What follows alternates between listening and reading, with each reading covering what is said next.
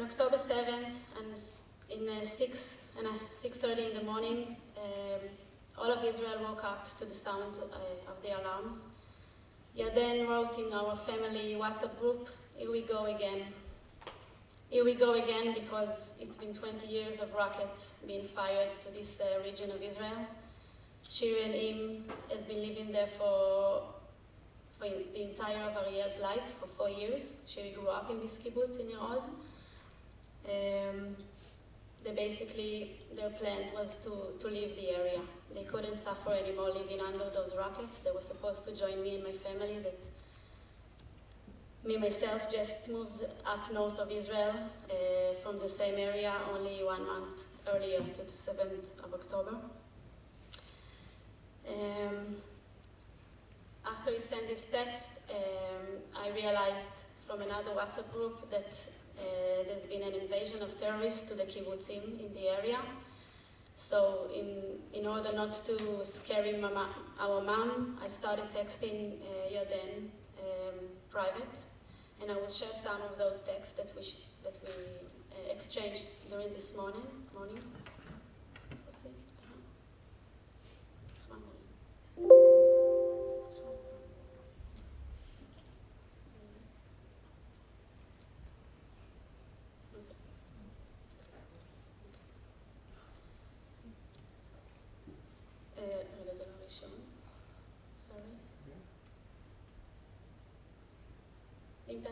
If you do it from there, it's quicker.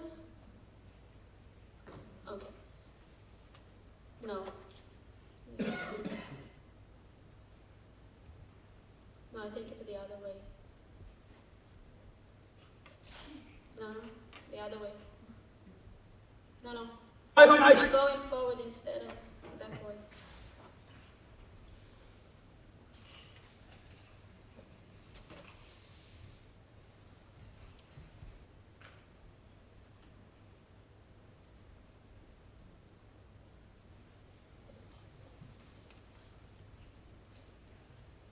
Okay.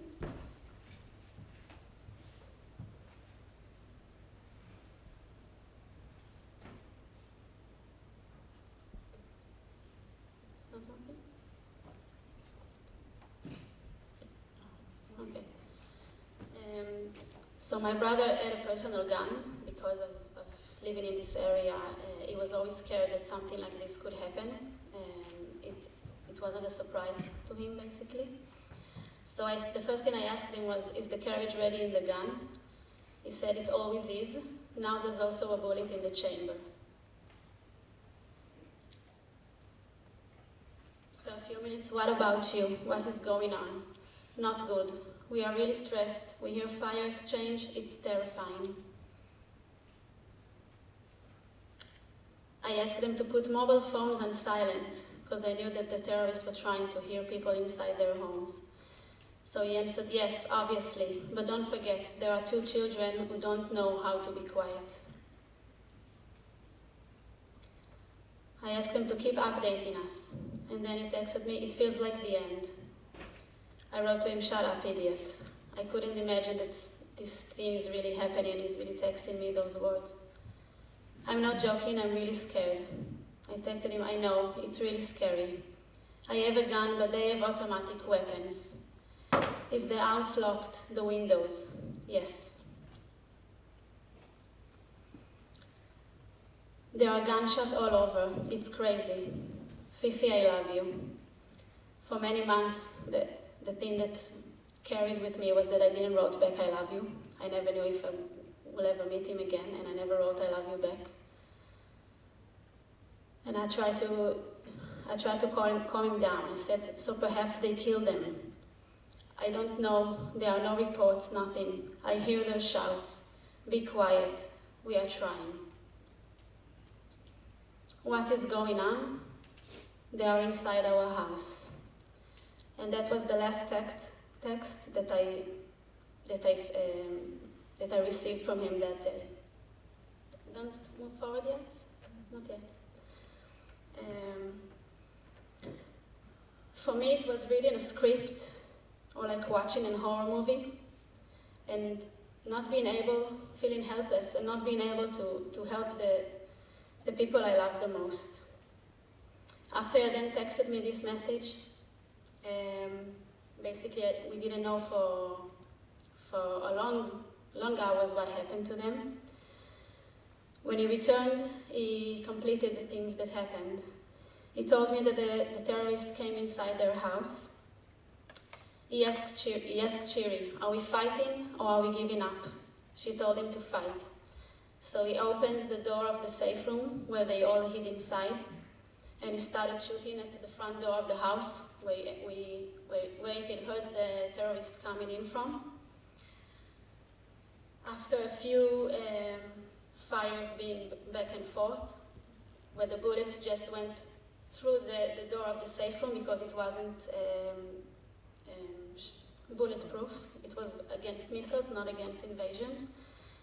He told Shiri, I can't fire anymore, because right behind Yarden was Ariel, who was hiding underneath the bed, and the bullets just went above his head, hitting the bed where he was eating underneath. He told her, I have to give up. So he threw the gun to the living room and said, Khalas, khalas, enough, stop.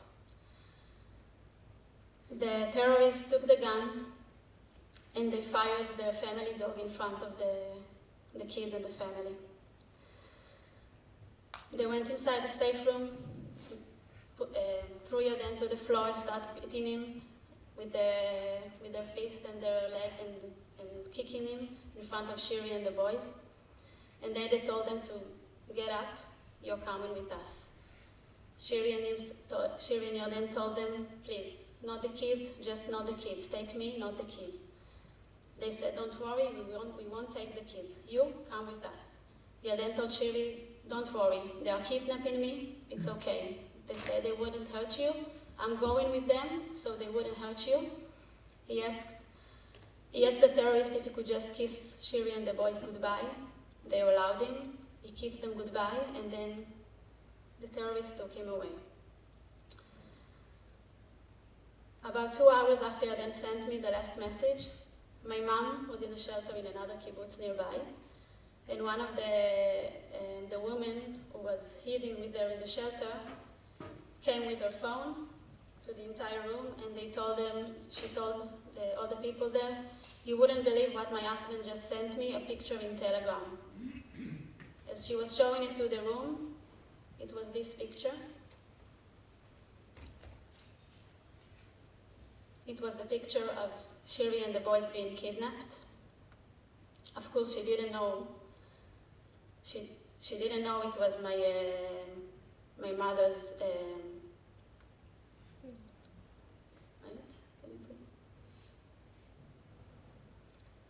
It was only said an Israeli woman kidnapped to Gaza. She showed it to the room, and my mom said, "What is it?" That's my son's wife. That's my grandchildren. What are you talking about? This couldn't be real. And she sent the picture to us. She said, Is this Shiri? This is not Shiri. She doesn't look like that. She's pale, she's frightened, she's scared.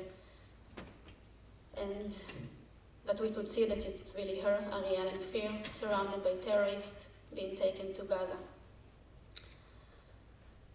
After a few hours that we didn't know, I sent my family the next message. No? למה זה כל הזמן קופץ?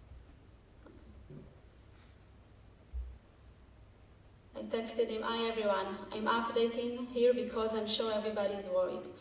There was an invasion into the kibbutz where Yarden and Shiri were. We haven't had any contact with Yarden since this morning. There are some disturbing photos of Shiri and the kids, but they are alive and okay.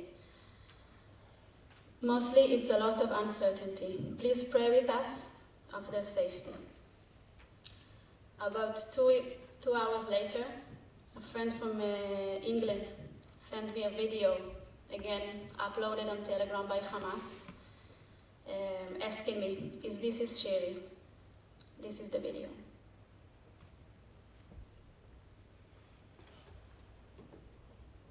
هم عايشين مش راضيين يقتلوه مستوطنين.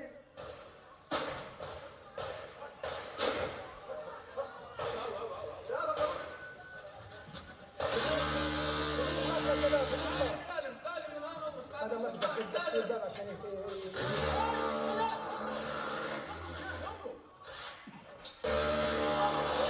تعرف انه الانسانيه عندنا مش عندهم. ما حدا حيسيبها عشان تعرف انه الانسانيه عندنا. ايوه استروها وخلوها لما تاخذوها حيه. اعرفوا خليها تعرف معها اطفال. نعم يا ريت بحكي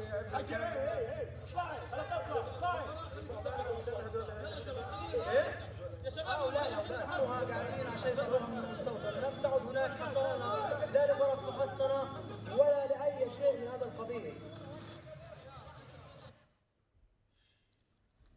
Shiri is silently screaming, enough, enough, die, die. When I saw this video, I felt like the entire blood in my body was drained. I couldn't believe it's real. And I was starting to look for any sign of Yarden in this video. And I couldn't find any. I remember talking to my dad. One of the terrorists has a body structure similar to Yarden, and it was filmed from behind. My father said, "Here, I see, it's Yarden." I told him, "No, it's not Yarden. Yarden never wear golf t-shirts." And then I could hear my father on the other side collapsing. It felt like the sky fell down on us. It was 484 days of uncertainty. In each given moment, I never knew if they were alive or dead. This was just the beginning. It took 3 days till we found out what happened to Yarden. On that Shabbat, on that Saturday, I was sure Yarden was murdered inside the safe room, and that's why I don't see him in the video. It took 3 days until October 10th, which is Yarden's birthday. And on the morning of his birthday, an Israeli living abroad sent me on Facebook, I think I recognized your brother, on an on an Arab news site. Can I send you the pictures? And he sent me the pictures. This was the first picture he sent. You can see Yarden, again, surrounded by terrorists, bleeding from his head. The terrorist is holding a hammer inside his head. You can see him terrified, you can see him scared. Another video of Yarden's kidnap, we only discovered on December. It was uploaded to Shutterstock, the commercial website. We actually paid the terrorist so we could get the video. I will show that video. Just imagine for 1 minute, this is a member of your family, your son, your grandson, your brother, being beaten, being kidnapped so violently. This is the video.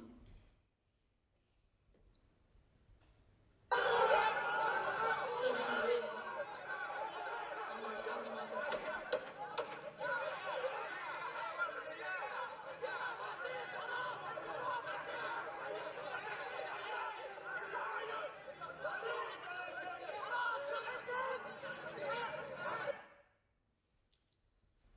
What actually, if you were speaking Arab, you could understand that the people around Yarden, there are few terrorists, the ones that kidnap him, but there's a lot of civilians who came and cheered and were trying basically to kill Yarden. The terrorists who wanted to kidnap him alive, since it's more valuable to them, were telling them go away. They were fired in the air so they could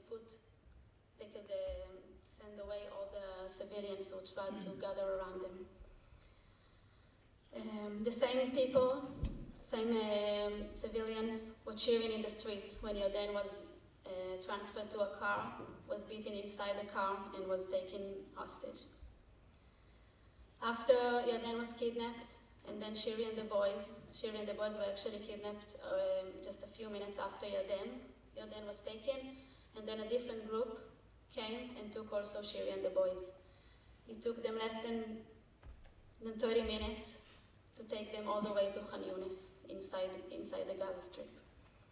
Shiri was alone the entire time. She was taken alone, she was brought alone to their camp in Khan Yunis.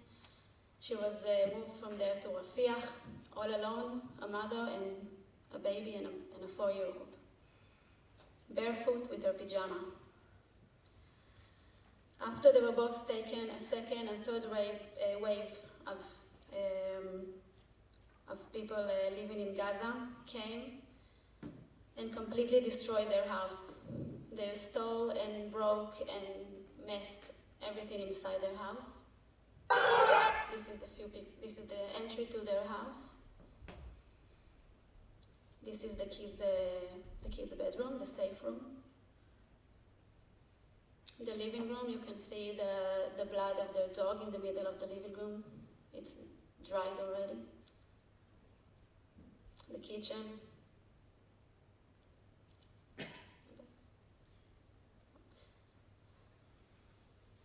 And the kitchen. When we got there, we saw there was not one drawer that wasn't open and thrown away. They really went through the entire house, stole everything, stole Ariel's toys, stole clothes, stole the wedding rings, computers, phones. Their phones had the entire picture of the kids. Unfortunately, nothing was saved. They thought it was uploaded, and they lost almost the entire memory of his family. The same day, Shiri's parents, Margit and Yossi, who lived in the same kibbutz, were also murdered. For about 10 days, they were considered to be kidnapped as well. But after 10 days, the remains were found in their burnt house. Their house was completely burnt. They were burnt alive. That day, me and other family members started a fight for 3 generations of a family. And we felt alone. The world was silent. We kept asking, where was the UN, the human organizations, rights organizations, the women organizations, the children? Where was the world to protect them? The feeling was abandoned. We felt like the international platform was silent against these crime wars and crimes against humanity, that Hamas committed that day. It took until November 24th when we got the first sign of life from Yarden. It was the first day of the first deal, the women and children deal that they were released. Up until this day, we didn't know anything about them. We didn't know where they've been held, if they were dead or alive, nothing. On the first day of the deal, one of the hostages that were released told us, I was with Yarden in the tunnels, he's alive, he's okay. It was the first time after 54 days. Every day during this women and children deal, we were waiting to see Shiri and the boys' names in the list of the hostages being released for the next day. Every day the list first came up on Telegram. All these rumors, all this speculation, Hamas saying one thing, people saying other things. But day after day, Shiri and the boys didn't show up. And yet we were prepared. We gathered some clothes and some diapers, and we decided where they're going to go after the hospital. They were supposed to go to Shiri's sister. And we waited and waited for a week. On the last day of the deal, on October 29, Hamas posted on Telegram that Shiri and the boys were killed on an Israeli airstrike. The day after, we discovered it through Telegram together with the entire world. A day after, Hamas posted a video of Yarden. That's the picture. This is Yarden. He was in the tunnels for 56 days already, and they set him in a chair in front of a camera, and then told this father, that his entire family was dead. And then they left him there to stay hostage, to stay in captivity, to stay under the tunnels. The minute I saw this video, I was sure I lost Yarden again. I didn't think he will have the strength to survive after finding out that his entire family was dead. It took a few months, I think almost 6 months until we got another sign of life from the Israeli intelligence that Yarden is still alive. Me, myself, I have 3 children. My oldest was the same age as Ariel, they were best friends. And for many, many days, she kept asking me, if they didn't find them, maybe they're dead. Where can they be? Are they underground? Are they in Egypt? Are they buried? All kinds of questions that no children should ask. The reality of the children in Israel after the 7th of October is the one that no parents want to face. Sorry. After the deal, we, the family, continued to suffer from psychological terror. Hamas continued to issue all kinds of videos. Many of them included photos of Shiri and the boys, photos from before October 7th, trying to suggest that they are really dead, even though there was no certainty. The intelligence in Israel or Hamas never found a proof of what Hamas claimed. We didn't know if it's true or not. We knew there's a high probability that it was true and they are not alive, but we never knew for sure.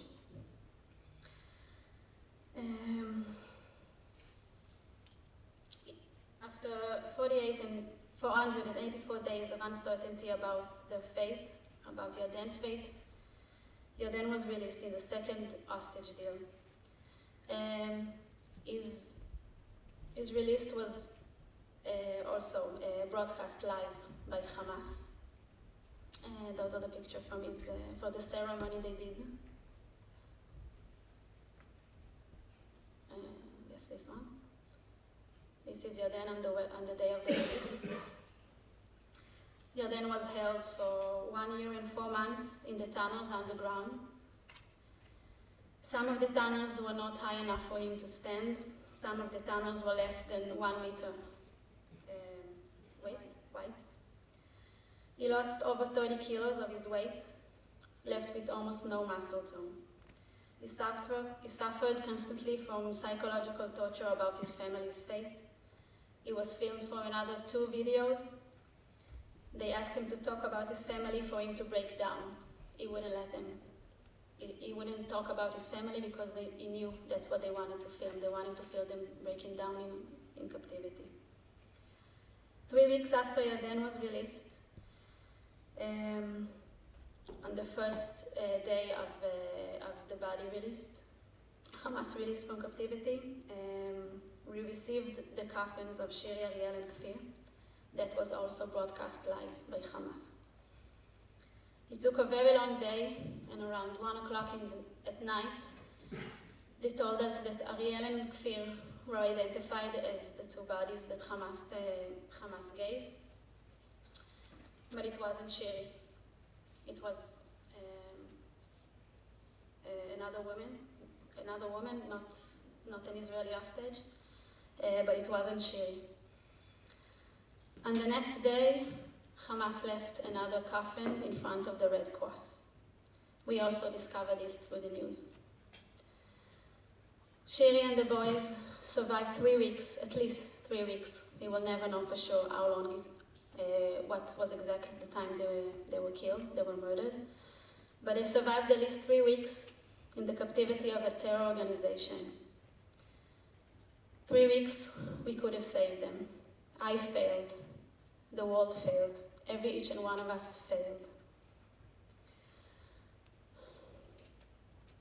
On the 26th of February, we said goodbye to Shiri, Ariel, and Kfir.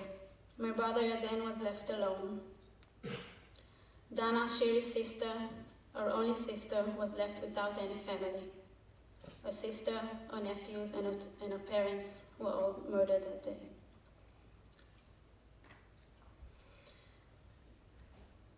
We got certainty, but no closure. There are many questions that forever will remain open for us, the family. Where they've been, what they've been through, what happened exactly at the end. We only know they were murdered at the decision of a minute. We didn't know what was the trigger for that, if there was any.